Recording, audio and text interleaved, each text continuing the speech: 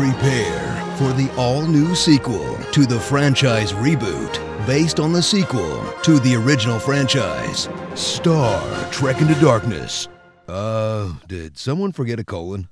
Get ready for the sequel that J.J. Abrams swore would be different from Star Trek II: The Wrath of Khan, except for this part. The needs of the many outweigh the needs of the few. And this.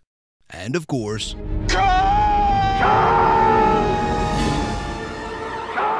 that. But JJ's not just stealing from The Wrath of Khan.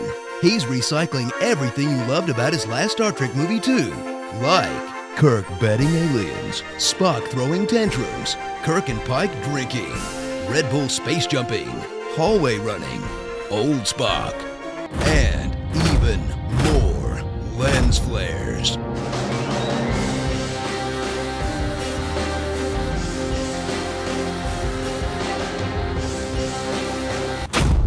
You guys get the point.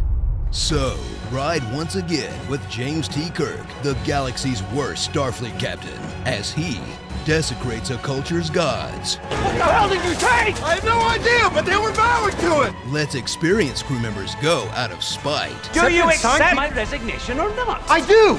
Promotes inexperienced crew members out of convenience. I'm a new chief. Hi, Captain. And fails to protect his crew. And the Enterprise. And downtown San Francisco. Cringe at the stereotypical treatment of the two female leads. Uhura, an otherwise competent officer who stops a life-or-death mission to nag her boyfriend for not sharing his feelings. You prefer not to discuss this at all. That's what you prefer. Are you really going to do this right now? Whatever seems to require your undivided focus. I'm sorry, Captain. Just 2 seconds. And newcomer Carol Marcus, who's only there for one reason. Turn around. Make that 2 reasons. Watch as this crew faces their most dangerous enemy yet. Khan. He's a ruthless villain. Shall we begin? So diabolical, he'll not kill Spock. Let Kirk express his feelings.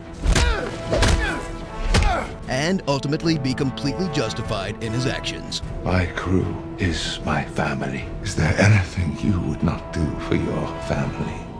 Gotta admit, he's got a point. So, boldly go to a ridiculous alternate Star Trek timeline, where the Enterprise survives more hits than it took in the entire original series. Magical interplanetary transporters make starships obsolete.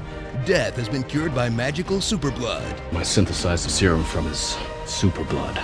And whenever they're in a space jam, old Spock is just a FaceTime away. Mr. Spock. Mr. Spock.